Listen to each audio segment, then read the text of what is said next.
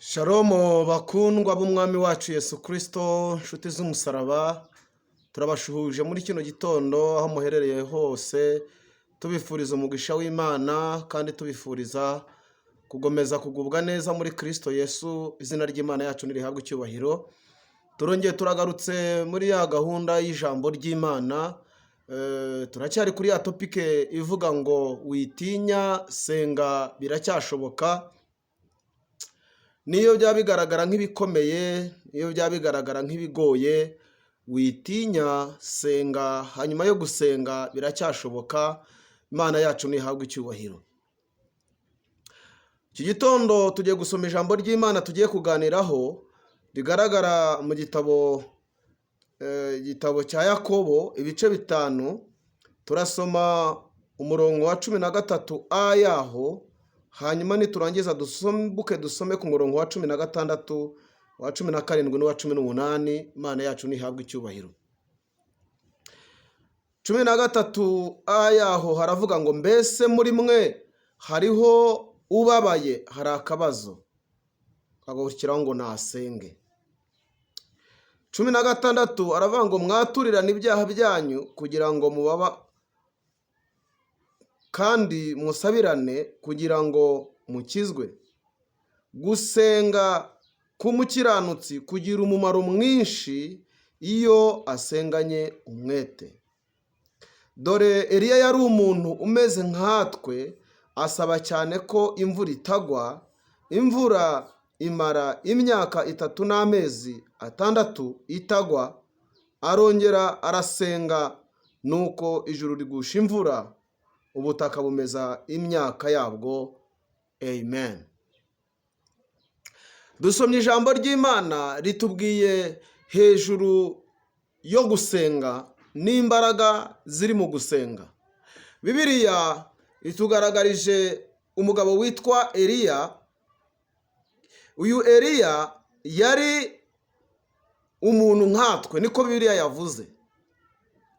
Nushaka kumenya izi nkuru neza, uzasome neza ijambo ry'Imana riboneka mu Bami ba mbere ibice 17, uhereye ku murongo wa mbere kugeza ku murongo wa mbere umanuke muri icyo gice.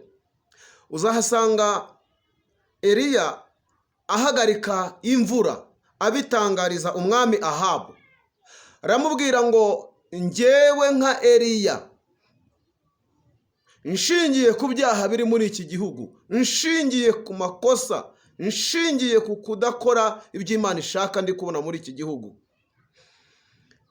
mpagaritse imvura kandi ntabwo izongera kugwa kugeza igihe njyewe Eliya nzabitegekera. Iyo usomye mu gice cya 18 usanga uhereye ku murongo wa mbere, Eliya yongeye kugaruka nanone ya myaka 3 n'amezi 6 ishize. Ahura na Obadiya, aramubwira ngo genda ubwire shobuja Ahabu aze duhure, kuko Imana yo mu ijuru irashaka kongera gukora igitangaza ikagaragaza ko ariyo Mana. Imvura ikagwa maze bakayubaha kandi bakayigarukira. Ndagira ngo nkubwire ngo nta rindi banga Eliya yari yishingikirijeho kugira ngo ahagarike iyi mvura, uretse gusenga byonyine no kubaha Imana no kwizera imbaraga z'Imana zari ziri muri we, kandi no kongera kuyihamagara. Nta rindi banga yari ahagazeho, nta n'ikindi yari yishingikirijeho. Bibiliya iravuga ngo yazamutse umusozi, aragenda ajya mu irango ry'umusozi, ajya gusenga. Ageraho ngo asenga inshuro ya mbere, atuma umugaragu we ngo ajye kureba ko hari agacu k'imvura abona. Ngo inshuro ya mbere ntibyakunda, iya kabiri ntibyakunda, iya gatatu ntibyakunda, iya kane ngo ntiyagira icyo abona, iya gatanu ntiyagira icyo abona, iya gatandatu ntiyagira icyo abona. Inshuro ya 7 Bibiliya iravuga ngo umugaragu we ngo abona agacu kangana n'ikiganza. Araza aramubwira ngo noneho mbonye agacu kangana n'ikiganza. Ngo ahita ko abwira Ahabu ngurira igare ryawe ugende, imvura itakunyagirira mu nzira, kuko hagiye kugwa imvura nyinshi imeze nk'impangukano. niki cyafunze bino bintu? Niki cyafunze imvura? Imvura yafunzwe no gusenga, gusenganywe umwete no kwizera imbaraga z'Imana yari iri muri we. Bibiri irongera iratubwiye ngo no kongera kugaruka kw'imvura nabyo byagaruwe no gusenga. Ndashaka kukubwira gusenga gufunga ibintu, kandi nkongera nkakubwira gusenga gufungura ibindi bintu. Ndashaka kukubwira ngo gusenga kujya guhagarika ibintu, kandi gusenga kukongera kugakingura ibintu. Ndashaka kukubwira ngo gusenga kujya gufunga ibigaragara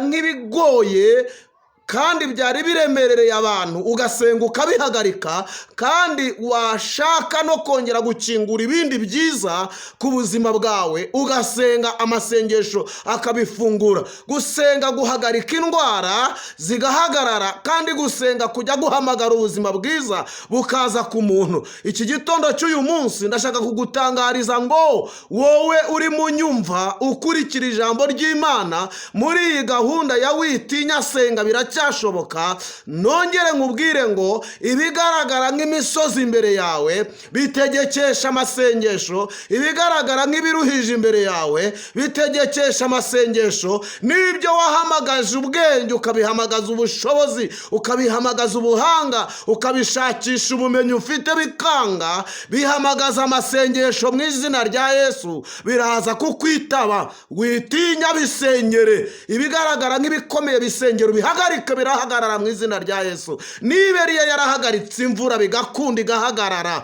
nawe ufite ubushobozi bwo kuza guhagarika ibyagaragaraga nk'ibiguteye ubwoba, biri buhagarare mu izina rya Yesu. Niba kandi Eliya yarahamagaye imvura ikongera ikamwitaba anyuze mu gusenga, nawe gira ibyo uhamagara uno munsi, uhagaze mu isi yo kwizera, uhagaze mu isi yo gusenga, uhagaze mu mbaraga z'amasengesho, ndagutangariza ngo biraza kukwitaba, kubera yuko Imana yacu dusenga niyo ifite urufunguzo rwo gukinga ibintu bigakingika, na niyo ifite ubushobozi n'urufunguzo rwo gufungura ibintu bigafunguka, kandi ibyo byose bikorwa binyuze mu gusenga.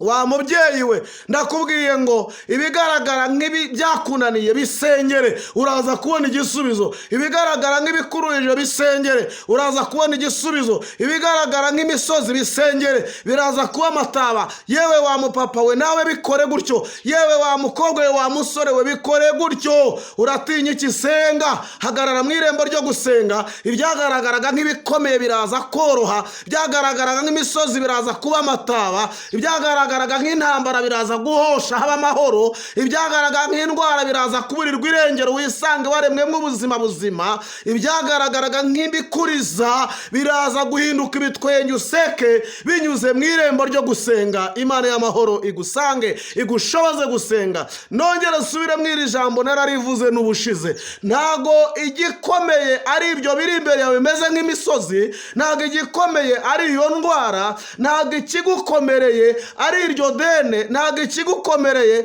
ari ibyo bibazo ubona imbere yawe, si byo bikomeye. Ahubwo igikomeye ukwiriye kurwanya cyane niyo mbaraga iri mu buzima bwawe ikubuza gusenga, niyo mbaraga iri mu buzima bwawe irimo gukata amasengesho yawe ikubuza gusenga. Ayo majwi ari kuza kukubwira ngo wisenga niyo akomeye, yarwanya uyatsinde, kuko nusenga biraza gushoboka mu izina rya Yesu.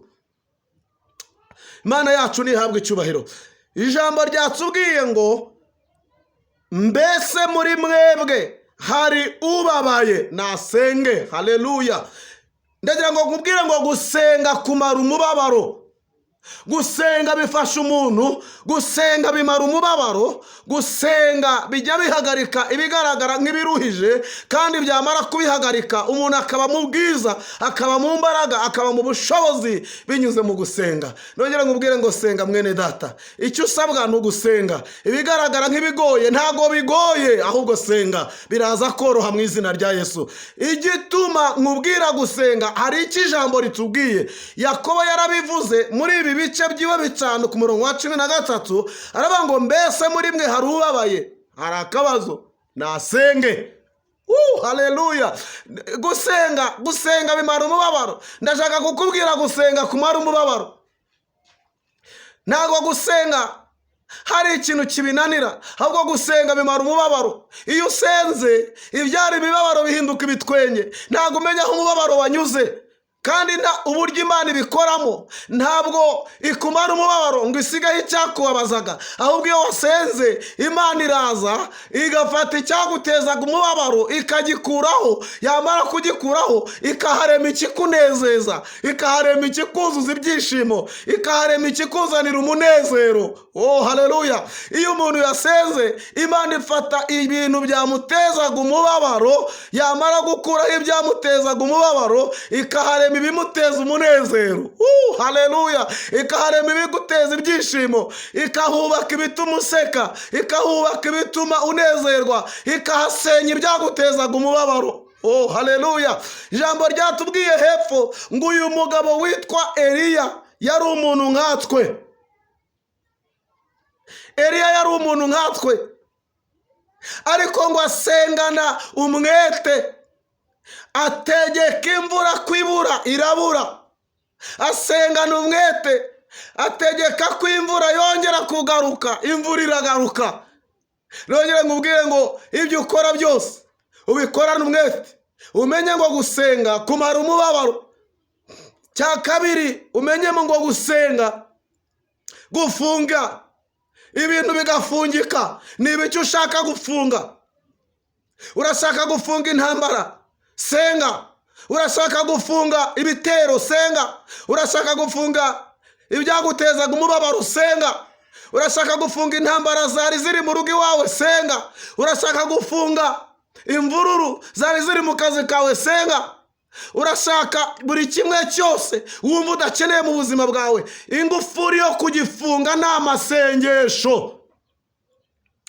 Kandi n'ibindi byose ushaka gufungura byananiranye, byifunze. Mariage yawe yarifunze, akazi kawe karifunze, amahirwe yawe yarifunze, terambere ryawe ryarifunze, kwaguka kwawe byarifunze, ibyishimo byawe byarifunze, bizinesi yawe yarifunze, amashuri yawe yarifunze, iby'urugo rwawe byaribanye. Senga. Nusenga nirwo rufunguzo rujya rukingura ibintu byose bigafunguka.